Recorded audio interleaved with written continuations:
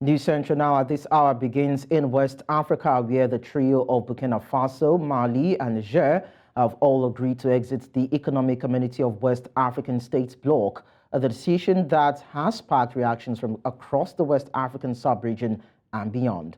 All three Francophone countries are currently under military rule following successful coups, and recently the strength of the regional group on its member countries has been questioned. Meanwhile, the West African bloc, ECOWAS, says it is ready for a negotiated solution. News Central's Bernard Akede has more in this report. In a joint communique, Burkina Faso, Mali and Niger announced their withdrawal from the ECOWAS. The countries, through a joint spokesperson, said they cease to be members of ECOWAS as the regional body has allegedly moved away from the ideals of its founding fathers and Pan-Africanism. While speaking on Breakfast Central, News Central's magazine show, policy analyst Ovigwe Egugu explained that there may be reason to believe ECOWAS could be culpable of some of these allegations. Some people see ECOWAS as a club or a union, as it were, for presidents. They just use the bloc to protect themselves and not really hold themselves accountable. I mean, if you look at Guinea, for instance, Alpha Conde tried to extend his tenure. There was really very little pushback from the bloc, and then you had the coup. It's a challenge for people who are looking at ECOWAS as not being strong enough for this extension of term limits. Meanwhile, when military officers take charge, then they are more aggressive. This decision sparked mixed reactions amongst some Ouagadougou residents. While some welcomed the news, others wondered about the consequences. Donc je viens d'apprendre sur les réseaux sociaux de suite que le Burkina et les deux autres pays ont quitté la CEDEAO. Ça m'a amené à me poser beaucoup de questions, mais ça m'a tiqué vraiment. Voilà. L'une de ces questions, est-ce que vraiment ils ont pensé peut-être aux conséquences? Parce que rapidement j'ai pensé à nos parents, à nos milliers de parents, des millions de parents qui se trouvent en Côte d'Ivoire et au Ghana, qui sont tués de la CEDEAO. Mais bon, même s'ils vont s'isoler, tout ça, c'est comme ça. Tout ça, au début, ça ne peut pas être facile. Voilà, ça va être comme ça. Et puis, on espère que ça va être bien. Voilà. On the other hand, hundreds of people took to the streets of Niamey in Niger to celebrate the announcement made by the military regime in the three countries. Nous sommes libérés de cette CEDEAO-là.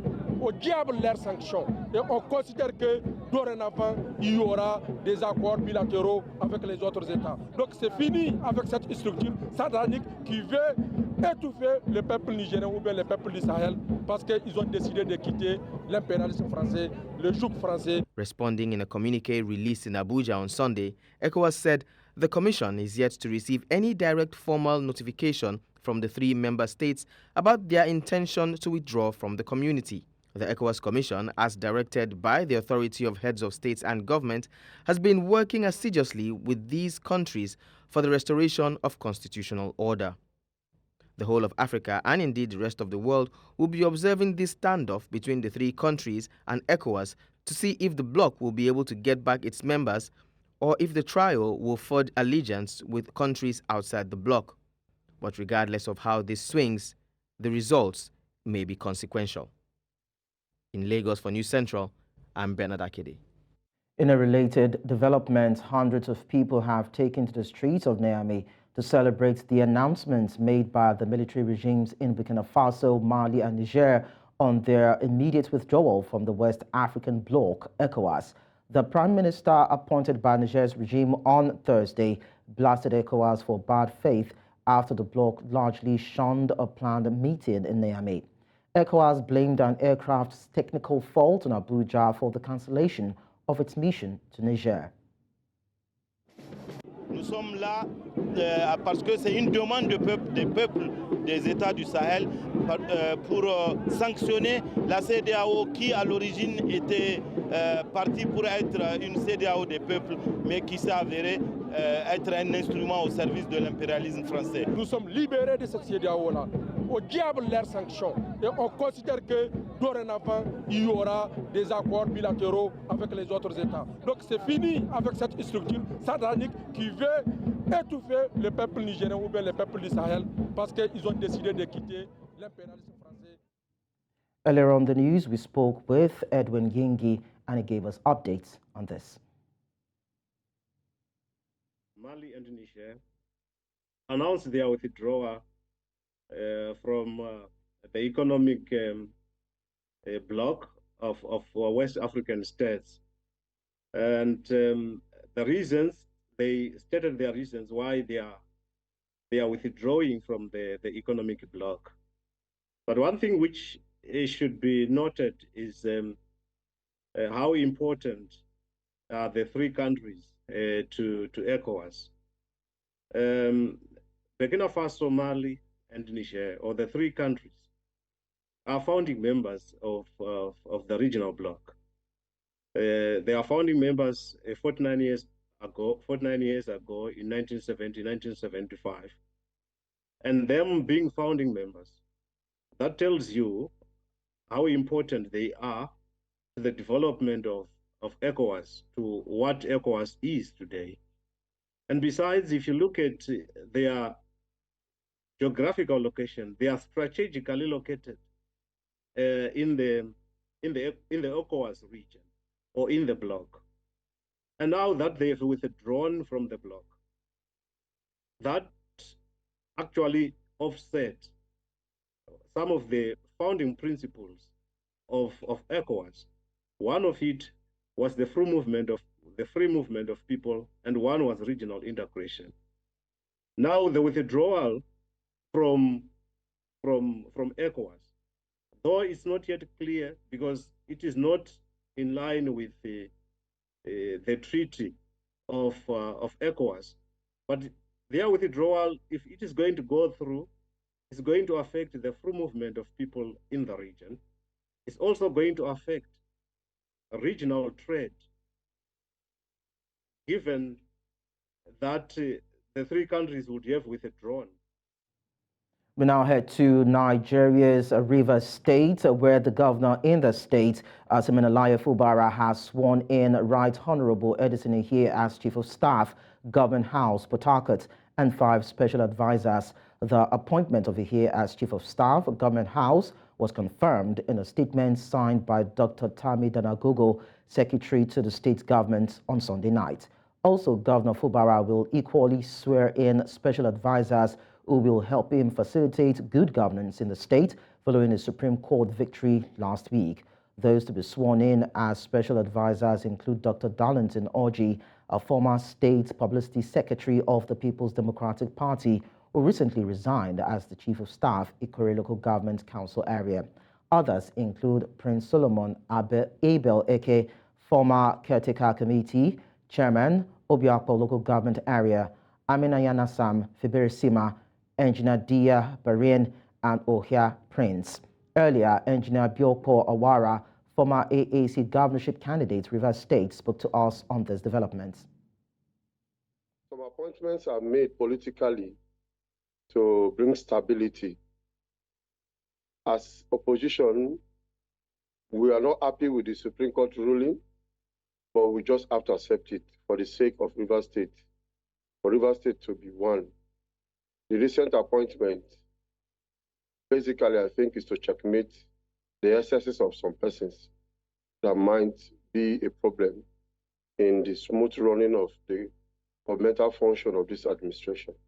His advisors, people that will stand in for him to checkmate the activities of some persons, that might want to work for the failure of this government. If you look at the list, you can actually see the list coming from the major areas where the governor is having oppositions. If you look at the Ikore local government, Dr. Darlington Orji is from Ikore. It's a voice in our law. It's a voice in Ikore local government. Prince Eke is actually in almost the same place with the speaker. So he will checkmate the speaker. And elections are still coming. If you look at the third person, Barrister Feberesima, is to checkmate some people like Dr. Parker, all those people that are with Wiki that want to become inimical to So the list is a balanced one. I think it's a welcome development, and it is not to add to the crisis that is still brewing up, but I think these people are actually appointed to take responsibility. Like the last time I spoke with you, I told you a commissioner can be appointed, but his functions, the basic function that we perceive to be, can be assigned to a special advisor. Now special advisors are on board like I predicted. And I think these people will become the people that we use. We stay with politics in Nigeria, where a group has faulted the removal of former Speaker, Ogun State House of Assembly, Honorable Olakunle Oluomo, from office, saying the action didn't follow due process. The Coalition for Civil Society Against Impunity called for the review of the legislative action in the interest of justice, fairness, and rule of law. Central's Bettina Imweli reports. According to an impeachment letter signed by 18 members of the Ogun State House of Assembly on the 24th of January 2024, the lawmakers say the Speaker, Right Honorable Olakunle Oluomo, was removed because of gross misconduct, financial misappropriation, among others. However, questions are being asked regarding the process by which this happened. In a democratic society, the separation of power is paramount. The action taken by some members of the Ogun State House of Assembly raised concerns about potential outreach and interference with the independence of the legislative arm. The coalition calls for thorough investigation into the motivations behind the purported removal of the Speaker. The Assembly immediately elected a member, Oludaisi Elemide, as the new Speaker. According to him, the impeachment is within the constitutional rights of the members to elect those that will lead them in the House. Both the standing order and the Constitution gives us the right to elect our Speaker. The Speaker is not in any way higher than members. He's just a first among equal. And whoever the members says is their Speaker is their Speaker. This impeachment notice was served on Mr. Speaker on the 24th of January. And he was given 72 hours to answer to the allegations on this impeachment notice, which is very okay. But they got it wrong that they impeached him on the 23rd of January without giving him fair hearing. Now you impeached 23rd and you are serving this on the 24th. It's highly unfair. And so a simmering tussle for the speakership had been threatening the peace of the legislative arm of government in Ogun State. Despite the emergence of former Deputy Speaker Elemide as the new Speaker, it has elicited a lot of concerns from stakeholders across the state as they feared for the future of the House of Assembly as a result of the divided House. In Lagos, for News Central, Bettina Nwili. In a related development, the impeached Speaker of the Ogun State House of Assembly, Olakunle Oluomo, alongside two other principal career officers of the Assembly, Dayo Samuel and Adeyemo Adedeji, were on Monday arraigned before a federal high court sitting in Okemosan, Abeokuta, the capital of the state. Oluomo and the duo were dragged before the court by the Economic and Financial Crimes Commission over alleged misappropriation of public funds running into 2.5 billion naira. Oluomo allegedly committed this financial fraud while he was the Speaker of the Assembly in 2022. The former Speaker was last week removed by 18 out of 26 lawmakers over allegations bordering on financial misappropriation, high-handedness, gross misconduct, arrogance, poor leadership style, lack of focus and transparency, and pitching members against themselves. The presiding judge, Justice Agatha Okeke, however, adjourned the case to February 29 and March 1. Many thanks for staying with us. And as we continue with judicial-related stories, we tell you that the Federal High Court in Abuja has adjourned a suit by the leader of the indigenous people of Biafra, Nnamdi Kanu, against the federal government until April 22, 2024. Kanu accused the federal government of kidnapping him from Kenya and bringing him to Nigeria for trial. He also wants an order for his release from the Department of State's custody. Kanu asked the court to order the federal government to pay him 50 billion naira as damages. Other reliefs sought by him include whether by the operation of Section 15 of the Extradition Act Cap E25, Laws of the Federation of Nigeria 2004, it can be completely and legally tried for offences stated in counts 1 to 14 of the 15-count amended charge against him. He is also asking whether the way and manner in which he was abducted in Kenya and extraordinarily rendition to Nigeria is consistent with extant laws. Still with court matters, Nigeria's Supreme Court on Monday reserved judgment on an appeal the All Progressives Congress and its candidate, Senator Aisha Dahiru, popularly known as Binani, filed to challenge the outcome of the governorship election that was held in Adamawa State on March 18. A 5-member panel of the Apex Court, led by Justice Inyang Okoro, adjourned the matter for judgment after all the parties adopted their final briefs of arguments.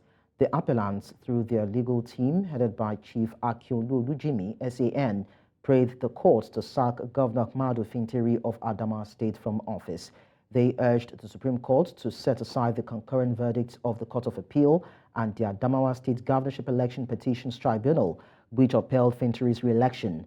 Binani maintained that she polled the majority of valid votes cast at the election and was validly declared the winner of the state's Resident Electoral Commissioner by the state's Resident Electoral Commissioner. Moving on now, the Nigerian Bar Association Section on Public Interest and Development Law has urged the court to sack the Minister of Arts, Culture and Creative Economy, Hannatu Musawa, from office for allegedly violating the National Youth Service Corps Act. The organization also asked the court to compel the NYSC to nullify the certificates given to Musawa and a music promoter, Kenny Ogungbe, alleging that the issuance of the certificates was falsified. The plaintiffs alleged that the mobilization of Musawa and Ogungbe for the mandatory 1-year National Youth Service after exceeding 30 years of age was unlawful, illegal, and an affront to patriotism. They also alleged that Musawa and Ogungbe's purported national service and the certificates of service purportedly issued by the NYSC were null and void. We now turn our attention to security matters, where the Nigerian Navy ship Pathfinder in Port Harcourt, Rivers State, said its personnel arrested 11 suspected oil thieves in Krakrama Creeks in a Saritory local government area of Rivers State. The Navy said the suspects were arrested while in a wooden boat laden with equipment used in the construction of an illegal refining site. The commander, NNS Pathfinder, Commodore Desmond Ido, disclosed this while parading the suspects and the items before newsmen in Port Harcourt on Monday, before handing them over to personnel of the Nigerian Security and Civil Defense Corps. Commodore Ido said the items include 20 gas cylinders and were carefully concealed in a boat to ward off the eyes of operatives. Further findings revealed that the suspects were conveying the items to Billy General area in the Gema local government for the construction of an illegal refining site. Over 380 persons were kidnapped between December 1, 2023 and January 3, 2024 across Nigeria under President Bola Tinubu, according to data obtained by the ICIR from the Armed Conflicts Location and Event Data Project, a data bureau collecting on the locations, dates, actors, fatalities, and types of all reported political violence, including protests, events worldwide. Those abducted include men, women, farmers, children, and students. The victims were taken hostage at various events that happened during the last month of the year 2023 and the first week of the new year, illustrating the escalating number of kidnapping cases in the country. Affected states include Anambra, Benue, Cross River, Delta, Enugu, the Federal Capital Territory, Kaduna, Katsina, Kogi, Lagos, Nasarawa, Ogun, Rivers, Sokoto, Taraba, and Zamfara. Earlier, public affairs analyst Bola Bolawole spoke to us more on this. You have a situation now where kidnapping has become the order of the day. Hardly a day is passed before you hear cases of this person has been kidnapped, that person has been kidnapped. So it has become a recurring decimal. So it's not something that happens once in a while. It's something that has become part of our culture, part of our daily living. When you leave your home now and you are traveling, you are not sure you will get to where you are going, or if by chance you get there, you are not sure you will not be kidnapped there. If you escape being kidnapped there, you are not sure you will return to your home safe and sound. So it has become an epidemic, and that is why we say that they are not just on the prowl. On the prowl, you steadily, you secretly leap upon your victim. But now they do it openly. They do it in the daytime. They walk into people's homes. They go into even security fortresses, and the impunity, the confidence that they have, the audacity that they have, is why I say that they are now not only on a prowl, they are on a rampage. To health matters now, the Nigerian government has been urged to intensify efforts at flushing out quack doctors and unlicensed medical centers from the health sector to protect unsuspecting individuals from misdiagnosis. This is coming following a viral video of an uninformed doctor misreading a blood pressure machine with a false diagnosis. News Central's Adeshewo Dushoga reports. In this video, one can hear the voice of a man considered to be a medical personnel holding a digital blood pressure machine and misreading the figures displayed on the screen to unsuspecting patients. Cholesterol is through here. Okay, that night. But above of 80, it means that the person have cholesterol. Okay. So from this machine, we can see malaria. We can see this symptom of malaria. The video, which has since gone viral, is one of too many quack doctors or medical personnel who conduct tests on the roadside, posing significant dangers to public health and safety due to several reasons. These centers, which are most times unregulated and unlicensed, can be found everywhere with proximity to the rural areas, local market and major roads. On a visit to one of these centers at a popular spot in the capital of Lagos, we found one of these roadside testing centers with a branded canopy, a few plastic chairs where patients were made to wait in turns, table waters, and an attendant who conduct these tests. I initially posed as someone who had come to test for blood pressure, which he said was free. However, in the course of our discussion, I asked if we could talk to him on camera, which he agreed to. We run sugar level tests, HIV, hepatitis B, malaria, blood group, genotype, and we run PCV. I, however, asked if some of these tests done at this center can be used at other hospitals, especially government hospitals. We make it very easier for less privileged. In a way, in a situation where the drugs you have to use to treat yourself is around 30,000 naira. You can come with a low budget, maybe you're having 5,000 naira. You come here with your card. You can take the card to a general hospital for use. To get the perspective of a professional on the responses and experiences at this testing center, we asked a medical doctor who highlighted in clear terms the potential dangers of such centers. These people don't even know the anatomy of the heart. They will now assume the position of experts, dispensing false information and misleading people. Our health system is challenged, and what happened is that even our primary health care centers that are supposed to attend to the needs of these people, they're not working. Out of about 30,000 or thereabout primary health care centers all over the country, only about 8,000 of them are working. Inaccurate diagnosis, false sense of security, as well as financial exploitation form part of the dangers of these roadside testing centers, which appear closer to the grassroots and have a larger population and are quite affordable for many Nigerians, often below the poverty line. In Lagos for News Central, Adeshawa Odushoga. Many thanks for being there. News Central continues in South Africa, where the ambassador of the People's Republic of China in South Africa, Shen Shandong, is hosting Chinese New Year celebrations, also known as the Spring Festival in Pretoria. 2024 is dedicated as the Year of the Dragon, the fifth animal sign in the Chinese zodiac cycle, made up of 12 animals. The celebration provides a platform for cultural exchange with a vibrant and enriching experience, showcasing the rich traditions and customs of the Chinese community with a fusion of South African rich diversity. What I really like about Chinese New Year is, like, in any type of holiday, especially from China, it's a really fun time.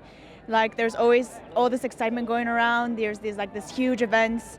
And I really like it, considering that it's another part of China's rich history and how it's all still going on in this modern day and age. And it's always fun to see people getting excited, and it feels like it just draws us a bit closer than any time of the year. It is my first time experiencing their New Year celebration, and I'm very excited. I can't wait to see what they have in store for us. But when I looked at the program, I got some exciting things to see, so I can't wait. I think it's a good chance for we overseas Chinese people to gather together to celebrate the Chinese New Year. And 10 days later, it will be the Chinese New Year Eve, and we can experience the atmosphere of Chinese New Year before we go back to China. Let's also tell you that Haiti's government said on Sunday it remains hopeful for a swift and positive outcome after a Kenyan court ruled against Nairobi's plan to deploy police officers to support the troubled island nation security forces. The ruling on Friday has thrown into doubt the future of a United Nations-backed multinational force long sought by Haiti's government, which has pleaded for international help to confront its spiraling security crisis. Kenya's government had previously said it was ready to provide up to 1,000 personnel, an offer welcomed by the United Nations and other nations that had ruled out putting their own forces on the ground. The government of Haiti said in a statement on Sunday that it was following developments in Kenya and expects a swift and positive outcome. It added that it would like to thank the many countries that have come forward over various types of aid to restore order and security as soon as possible. The office of Seychelles President Wavel Ramkalawan says its forces have freed a Sri Lankan vessel hijacked by armed Somali pirates. It is the latest attack against shipping in the Indian Ocean. Yemen's Iran-backed Houthis have launched scores of attacks in the Red Sea and Gulf of Aden, targeting Israeli-linked vessels in response to Israel's war against the Palestinian militant group Hamas. International naval forces have been diverted north from the Gulf of Aden into the Red Sea, sparking fears of resurgent pirates exploiting the gap, with the first successful case of Somali piracy since 2017 recorded in December. According to a statement from the Seychelles presidency, Seychellois special military forces boarded the boats with utmost courage to take complete control of the vessel and rescue its Sri Lankan brothers.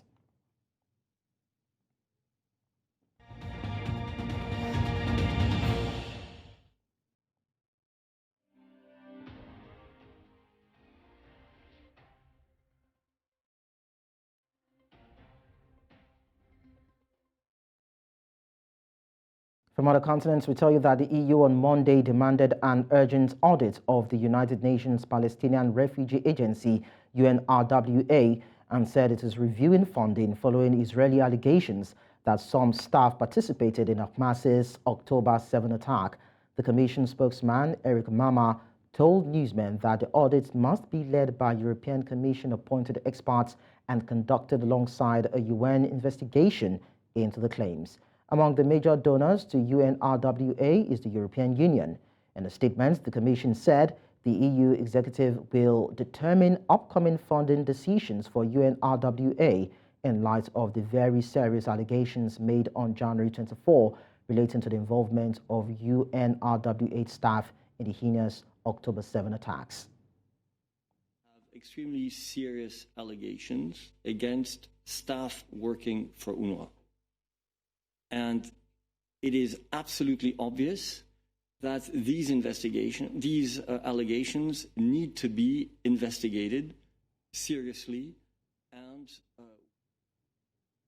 But I'll tell you that UK's Prime Minister Rishi Sunak has announced on Monday that the United Kingdom will introduce legislation to ban disposable e-cigarettes in order to tackle a rise in youth vaping. While visiting a school in Darlington, Northeast England, Sunak said it is right to take strong action to stamp out these, banning disposable vapes, taking powers to go after the flavors, the appearance, the packaging, where vapes are displayed in stores. The government cited recent figures showing the proportion of vapers under the age of 18 who use disposables and has seen the increase in almost ninefold in the last 2 years.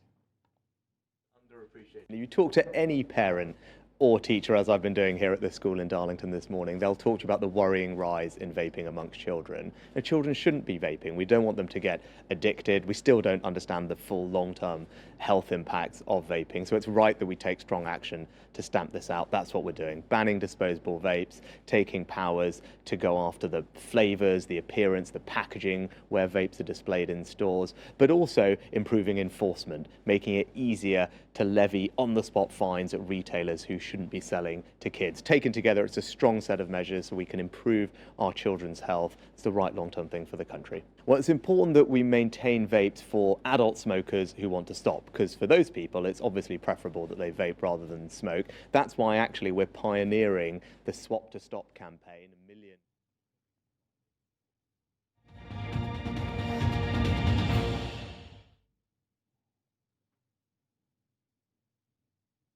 Let's talk business now. The South African Reserve Bank, SARB, kept its repo rate at 8.25% in a widely expected move at the end of the central bank's first Monetary Policy Committee meeting for 2024. SARB Governor Leseya Kyango confirmed the decision, adding that the prime lending rate of local commercial banks also remains unchanged at 11.75%.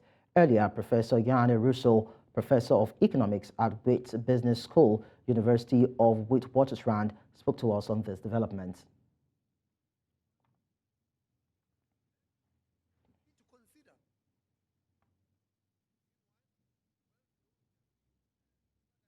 We apologize for that poor audio quality, but then to further discuss this, I have with me Pelisa Nkomo. She's an economist. Thank you so much, Pelisa Nkomo, for talking to us. Hi, good evening, and good evening to the listeners. Now, the bank said previously that it wanted to see inflation sustainably around the midpoint of its target range, which is about 4.5%, before considering rate cuts. How soon will these happen, and what are the factors that will make this happen? Well, I think the bank has a responsibility to make it sure that it does what you call signaling in the market. But the signaling does not always happen according to what the bank seeks to achieve. Because remember, the inflation is influenced by several both endogenous factors, but as well as exogenous factors. So as long as we're still confronted, for example, with supply chain challenges, as long as we still in an economy that imports most of both the consumption and the industrial goods, but also as long as we're an economy that relies on commodity price increases for us to make it sure that we earn income, including as well as funding some of our consumption from borrowing from capital market, we're not really going to be able to have a firm control over the inflation at midpoint. The Reserve Bank has really been lucky because there are several things that have happened in the global economy recently, which had actually had influenced the midpoint inflation pre-COVID. But this time around, it's actually quite difficult to actually predict whether the economy, whether the inflation is going to be able to be controlled at midpoint. In fact, if you look at the statement that the central bank has issued, amongst the key things they're even asking, they're asking, for example, the management of real wages to be commensurate to the productivity. They're talking about issues around the need to manage and deal with load shedding or electricity constraints within the economy. They're raising the issues around the need to reduce prices of the administered prices to be lower so that you can actually insulate businesses who are still interfacing with foreign markets. So I think with that story is that it's a wishful thinking for the Reserve Bank to reduce inflation. But in fact, as long as we still have capacity constraints in the economy, but also fundamentally, you're still struggling to boost the economy. I mean, what makes it even more worse now is the fact that the state is actually going to be introducing austerity measures in terms of its own spending, which in fact would have then stimulated the economy and really reduce inflation within the economy. Okay, so still talking about Pelisa. The crossroad on this one. Pelisa, let's further look at the impacts. Now, looking at the headline inflation, which has peaked at 6% in 2023, would businesses and probably by extension consumers not suffer more, most especially as the lending rate of local commercial banks are also set to remain unchanged at 11.75%? No, that's true. In fact, inflation hurts everyone else in the economy, by the way. It hurts the poor, it hurts the working class, and then it hurts businesses. But as well as the risk as well is that it means that access to finance is actually going to be very difficult. So still, and that's why you can't only use monetary policy or interest rate to really manage the economy. So in essence, you need several other variables to work for you, because at the heart of what South African government needs to start doing is to stimulate the economy so that even if the inflation is higher, the economy is able to absorb it in this context, meaning that households are earning sufficient income, so they're not bothered about high prices, and that businesses are making money, but then that there's stability within the economy. In fact, there's even contribution or increased contribution to corporate taxes. So in essence, the 6% is going to hurt everyone else, but also at the same time, and what it's going to make it worse, it's when we are experiencing this below 1% growth. I saw the Reserve Bank have actually revised project growth to 0.6%, which was actually 0.2%. And deficit to GDP is actually being revised as well. So in essence, we're really operating, from a back foot, but also there is absolutely no thinking around how do we come out of this thing. What frustrates me most, though, is the fact that we've been going through the same situation for several years, and we're seeing minimal improvement on the issue. Okay, Pelisa and Komo, it was nice having you talk to us and shed more light on this. Thank you so much. Thank you very much. Thank you. Thank you to Bruce. And that's all at this hour. But before we go, let's take another look at some of our major stories. ECOWAS ready for negotiated solution as Burkina Faso, Mali and Niger exit bloc. Haiti government hopeful of police deployment after ruling against Kenya mission. South Africa's ANC suspends former President Jacob Zuma from party. You can send your eyewitness report to the WhatsApp number and email on your screen. Do follow us on social media. We are at News Central TV. You can also watch News Central live on DSTV channel 422, Star Times channel 274, Avo TV and YouTube.